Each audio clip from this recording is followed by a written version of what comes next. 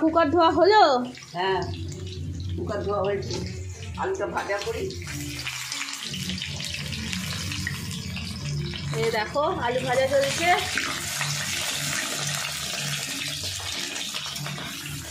তাহলে কি রান্না করছো? দেখি তোর বাবা কি এনেছে, দেখে শুনে করতে হবে তো। ও আচ্ছা, কি এনেছে বাপি? কলমি শাক এনেছে, কলমি শাক ভাজা করবো। এই দেখো বাজার সব নিয়ে এসছে, এখনো তোলা হয়নি। ও কি করবো সেটা দেখি। কি খাবি সেটা বল। করো না যা খুশি।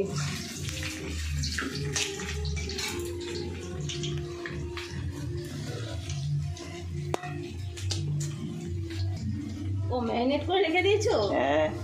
ও এই দেখো পেঁয়াজ দেওয়া হয়ে গেছে, তেজপাতা দিল,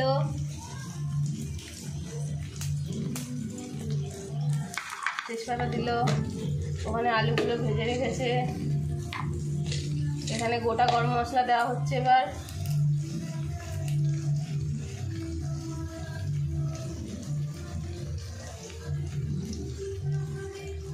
এবার দেখো মাংসটা ম্যারিনেট করে গেছিল মা, এটা দিয়ে দিল। এবার কষানো হবে। গন্ধটা কিন্তু এখনই ভালো বেরিয়েছে।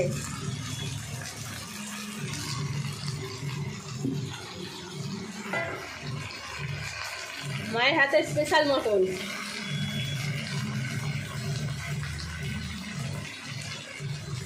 ঠিক আছে, এখনই কালারটা দেখো, এখনো তো কিছুই হয়নি। হয়ে গেলে তারপর আবার তোমাদের সাথে শেয়ার করবো। ঠিক আছে, আলু দিয়ে দিল, এবার কষানো হচ্ছে। দেখেছো কালারটা হয়েছে দেখো খালি।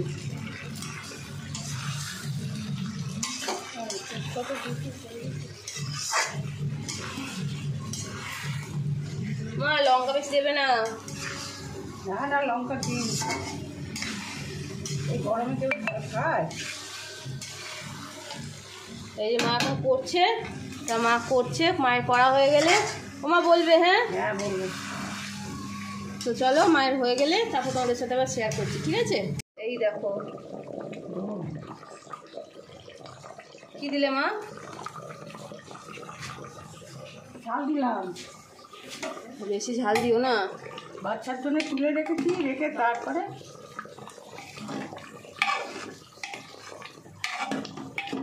এই দেখো হয়ে গেছে।